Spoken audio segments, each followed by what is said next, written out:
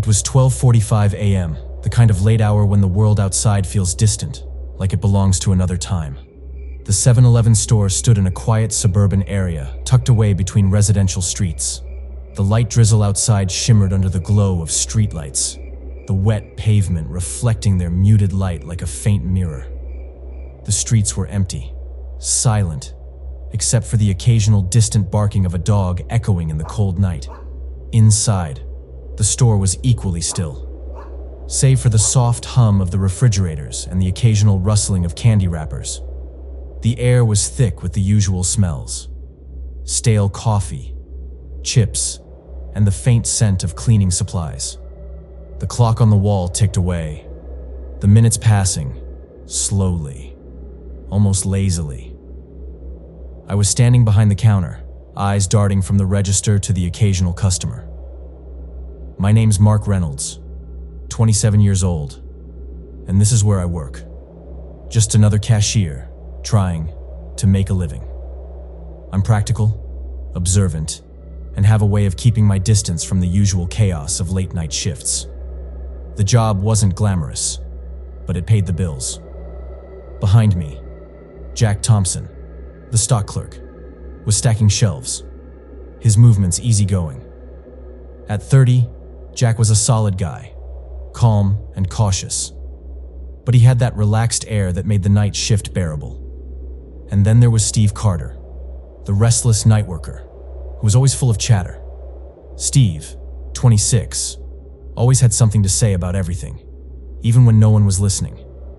Steve stretched his arms and let out a loud sigh, the kind you make when the night feels long. "Man, I need some fresh air. I'll be right back," he said, rubbing his eyes as if trying to shake off the sleepiness. Jack smirked. Yeah. Just don't fall asleep out there." I nodded, not paying much attention. The store was slow. A couple of regulars came in for their late-night snacks, but otherwise, it was just the three of us in the store. Steve opened the door, the bell ringing as he stepped outside into the cold drizzle. 5 minutes passed, then 10, then 15. There was still no sign of Steve. I exchanged a worried glance with Jack, both of us sensing something wasn't quite right. Steve never stayed out for this long. "Jack," I said, my voice rising slightly, "I'll check outside." I walked to the door, my shoes clicking lightly on the tile as I opened it. The cold wind hit me immediately, but there was nothing. Empty streets, damp and lonely. No sign of Steve anywhere. "Steve, quit messing around, man," I called out into the night. But there was no response. Just silence. Even the occasional barking had stopped. Jack came over to the door, his face showing the same confusion. "He should have been back by now," he muttered. We checked the time, 4 a.m. Still no word, no calls, no texts. I picked up the phone and dialed 911, my hand trembling slightly. The operator answered almost immediately. "911, what's your emergency?" I whispered into the phone. "We have a guy who went outside for fresh air about an hour ago, and he hasn't come back. I think something's wrong." "Stay calm," the operator said. "Help is on the way." The police arrived about 20 minutes later. They took our statements, asked a few questions, and then turned their attention to the CCTV footage. They scrolled through the hours of footage, watching Steve walk out of the store, then pausing when something strange caught their attention. We watched as Steve stepped outside, and then, a few moments later, he just vanished. No car pulling away, no suspicious figure in sight. Just gone, like he disappeared into thin air. "There's no trace of him anywhere," one of the officers muttered, a look of confusion crossing his face. He turned to us. "We'll initiate a citywide search. Stay put in case we need more information." The next few days were a blur. The search turned up nothing. No clues, no sightings, no Steve. It was as if the world had swallowed him whole. 3 weeks passed. The case grew colder with each day. Jack and I continued to work the same shifts, the store feeling emptier each night. The unease in the air was palpable. We both knew something wasn't right, but we couldn't put our fingers on it. Then, at 3:12 a.m., a cold, familiar feeling washed over me. I was sorting through some receipts when I heard the store door creak open. I froze. My heart skipped a beat. Wait. Didn't we lock the door? I whispered to Jack, who was at the back of the store stacking chips. Jack's eyes widened, and he stared toward the entrance. I could barely breathe as I turned to look. There, standing in the doorway, soaked to the bone, was Steve. His clothes were drenched, clinging to his frame. His face was bruised, his eyes bloodshot, and his gaze locked onto the floor as he stepped inside, his footsteps barely making a sound. I rushed over. "Steve? Where the hell have you been?" My voice was tight with a mix of relief and anger. He looked up at me slowly, but he said nothing. His expression was vacant, as though he hadn't seen or heard us in ages. Jack moved towards him, his voice cautious. "Steve, what happened to you? Where did you go?" Steve didn't respond. He just stared ahead, like he was lost in thought, his fingers twitching at his sides. His eyes never left the door, as if waiting for something, or someone, to walk through. "We need to get you checked out.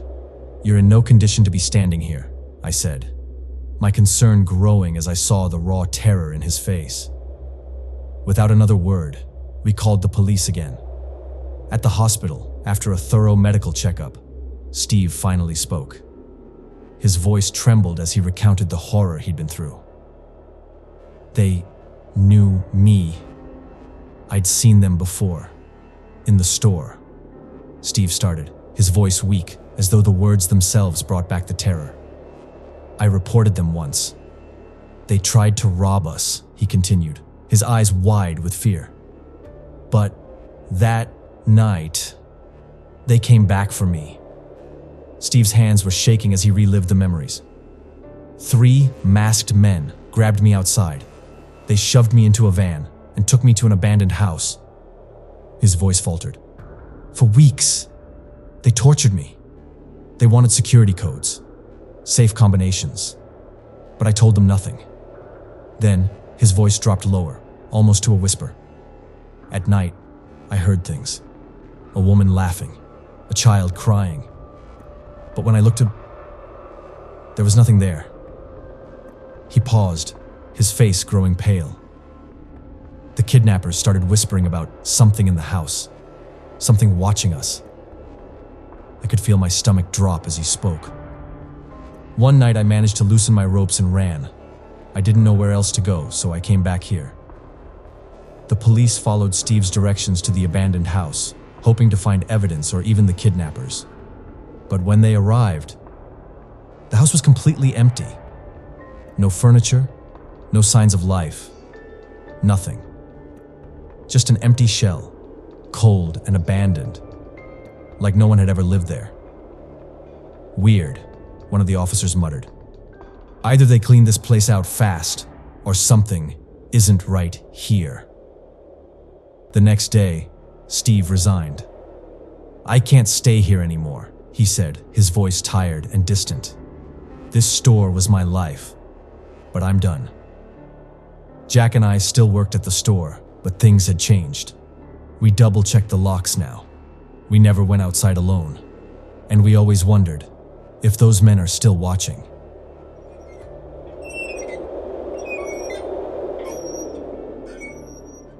It was just another quiet night at the 7-Eleven. The clock ticked past 2 a.m., and the store was all but empty. The neon sign outside flickered, casting its familiar glow over the dimly lit roads surrounding the store. Thick bushes and scattered trees lined the parking lot, adding an eerie atmosphere to the scene.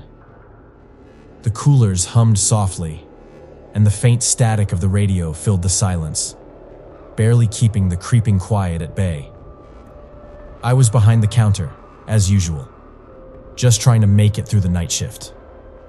"My name is Zayden Holt," and I'd been working as a cashier here for a couple of years. The job wasn't glamorous, but it kept the bills paid, and I didn't mind the solitude. I was 28 years old, quiet, observant, and not easily intimidated by the dim, isolated atmosphere of the store. Callum Reeves, the night manager, was just a few feet away, sorting through some paperwork. He was 35, calm under pressure, and always had a laid-back attitude that made him easy to work with. We usually passed the night in silence, occasionally chatting about nothing in particular to break the monotony. But tonight, something felt off. Something about the air, the stillness of the night, and the strange feeling that I was being watched. It was the kind of unease you can't quite place, like the world was holding its breath. The doorbell rang, pulling me from my thoughts. An elderly man walked in, maybe 80 years old, his face wrinkled with age and experience. His posture was slightly hunched, and his eyes seemed distant, but there was something alert behind them, like he was seeing more than he let on. He shuffled toward the aisles, picking up a few small items, a pack of gum, a newspaper, and a bottle of water. His movements were slow, deliberate. He seemed out of place in the quiet store, like he didn't belong in this world of bright fluorescent lights and buzzing coolers. When he reached the counter, he placed his items down and paid without saying a word. But just as he was about to leave, he stopped in his tracks and turned back toward Callum. "Hey, kid," he said, his voice raspy. "Have you ever seen a ghost at night?" I exchanged an uneasy glance with Callum, a sudden chill crawling up my spine. Callum gave a polite, albeit forced smile. "No, sir. I haven't," Callum replied, trying to brush it off. The old man let out a loud, unsettling laugh. It wasn't a joyful laugh, more like one that echoed with hidden meaning. "Well, I was just joking," he continued, his eyes glinting strangely. "But you should be careful. You never know who's watching." The hairs on the back of my neck stood on end. I gripped the edge of the counter tighter, unsure of how to react. "That's not funny," I said, my voice low. "It's late at night. Don't try to scare us."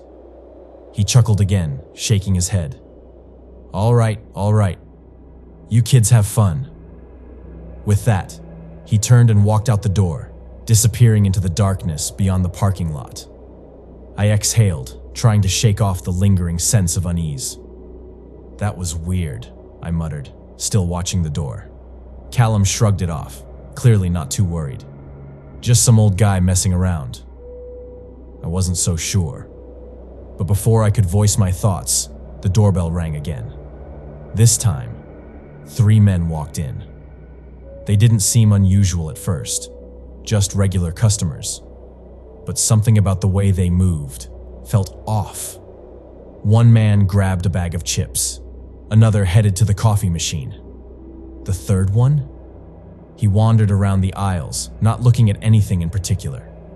No one spoke. No eye contact. Just an eerie silence as they went about their business. I watched them for a few minutes, still unsettled from the old man's strange words. But then, 2 of the men left the store without a word. But the third man, he was still here. I scanned the store, trying to find him. He wasn't at the counter. He wasn't by the coffee machine. I checked the aisles. Still no sign of him. "Callum," I said quietly. "Where's the third guy?" Callum turned to check the CCTV monitor. His brow furrowed as he zoomed in on the camera feed. "That's strange," he muttered under his breath. I walked over to see what he was looking at. The missing man was on the screen, but instead of walking around the aisles like the others, he was hiding, crouched behind a shelf, completely still. I felt a knot tighten in my stomach. "This isn't normal," I whispered.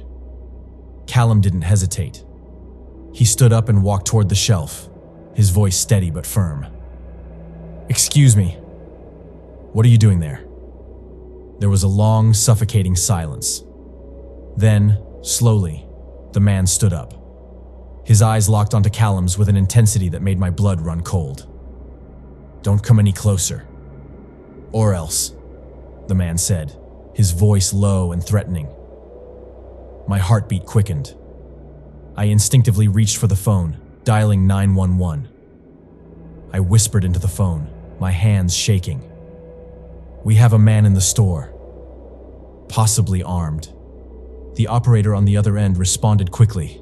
"Stay on the line. Help is on the way." Red and blue lights flashed outside as the police cruiser pulled up. 2 officers entered the store, guns drawn, and immediately shouted at the man. "Sir, put your hands where we can see them." The man hesitated. His fingers tightened around something in his pocket. Tension filled the air as I held my breath. Then, in one swift motion, the man dropped the knife. He raised his hands in surrender.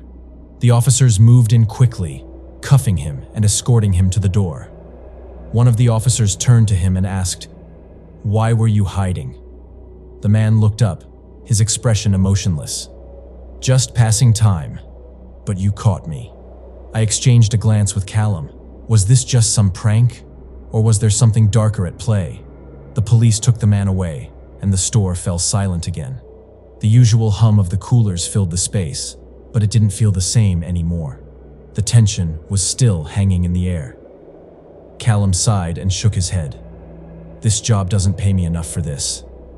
"Let's take a coffee break," I suggested, trying to lighten the mood. But even as we sat down to relax, the unease lingered. The strange old man, the 3 men who'd walked in, the one who hid behind the shelf, the knife. I couldn't shake the feeling that something much worse had almost happened. Something far darker than we'd ever expected.